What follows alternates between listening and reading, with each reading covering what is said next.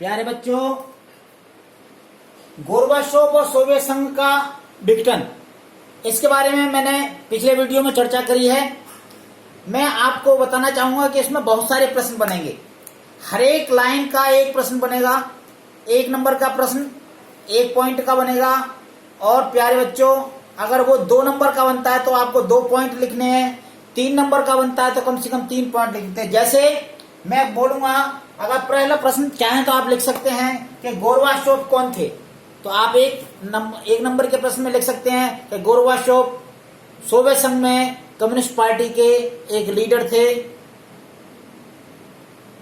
अगर 2 नंबर का आता है तो लिखेंगे गोरबाचोव कम्युनिस्ट पार्टी के लीडर थे, वो 1985 में सोवियत संघ के क्या बने, महासचिव, कम्युनिस्ट पार्टी के महासचिव बने थे। और अगर 3 नंबर का आता है तो लिखेंगे कि गोरबाचोव एक कम्युनिस्ट लीडर थे, वो 1985 में सोवियत संघ के महासचिव बने थे कम्युनिस्ट पार्टी के, और उन्होंने वहां की अर्थव्यवस्था जो वहां की ठहरी हुई थी उसको सुधारने के लिए, वहां की व्यवस्था को सुधारने के लिए ग्लासनोस्ट और पेरेस्ट्रोइका नाम के दो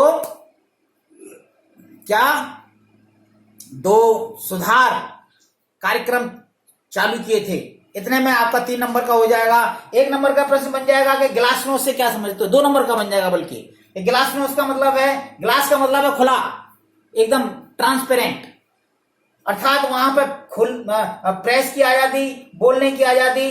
और पेरेस्ट्रोइका का मतलब क्या है, तो पेरेस्ट्रोइका का मतलब है पुनर्गठन, पुनर्संरचना, जिसके माध्यम से गोरबाचोव राजनीतिक, आर्थिक और सामाजिक पुनर्संरचना करना चाहते थे। तो इस तरह से कई सारे प्रश्न बनेंगे।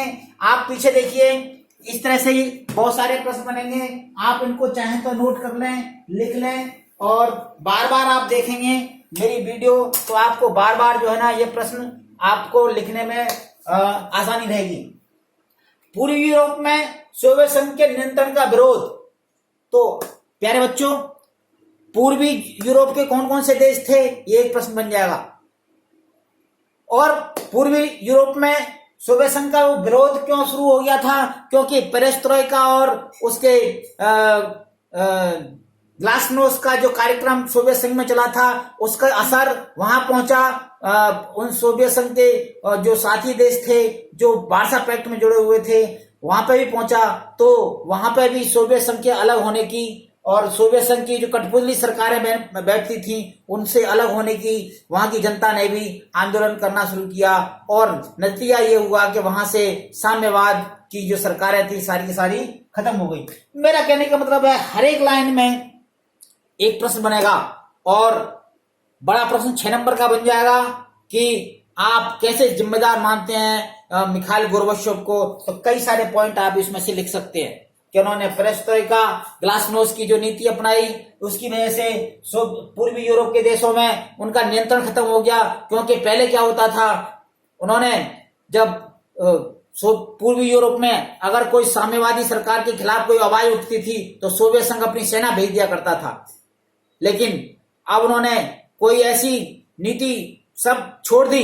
उन्होंने ग्लासनोस्ट की नीति के अनुसार सबको बोलने की आजादी, उनके अगर कोई वहां के नहीं चाहते कि साम्यवादी सरकार हो तो हम क्या कर सकते हैं, वहां पे सेना भेजने की कोई जरूरत नहीं है। इसी तरह से लिथुआनिया, एस्टोनिया, लातविया में भी वो आंदोलन चालू हो गया। उसके लिए उन्होंने कोई कठोर कार्रवाई नहीं की। और कई सारे आप पॉइंट इसमें से आप लिख सकते हैं। और इस तरह से सोवियत संघ का विघटन हो गया। वो कौन सा देश था जिसको सबसे पहले जो राष्ट्रकुल का जो सबसे पहले वहां से आजाद हुआ, तो आप लिख सकते हैं लिथुआनिया। लिथुआनिया पहला स्वतंत्र गणराज्य बना। आप बोरिस येल्त्सिन के बारे में प्रश्न आ सकता है कि रूस के पहले राष्ट्रपति कौन चुने गए, तो आप लिख सकते हैं बोरिस येल्त्सिन। वहां तख्तापलट की क्या कार्रवाई थी, उसके बारे में मैंने चर्चा की थी। साथियों, बहुत सारे प्रश्न बनेंगे। आपसे भी मैं कहता हूं कि कुछ प्रश्न आप भी बनाइए, और बना करके आप मेरे कमेंट बॉक्स में लिखिए, और जैसे मुझे बताइए कि आप क्या समझे इस लेसन में और आपको क्या परेशानी आ रही है वो कमेंट बॉक्स में लिख करके मुझको जरूर बताएं। धन्यवाद, थैंक यू। और सब्सक्राइब नहीं किया तो आप सब्सक्राइब कर लें, इसको शेयर करें। जितने बच्चों को आप शेयर करेंगे अपने आस पड़ोस के सब बच्चों को शेयर करें, जो आपकी दूसरे स्कूल के कोई बच्चे हैं उनको शेयर करें, तो जिससे आपको वो भी बच्चे जो है इस वीडियो से अपना लाभान्वित हो सकते हैं। धन्यवाद, थैंक यू वेरी मच।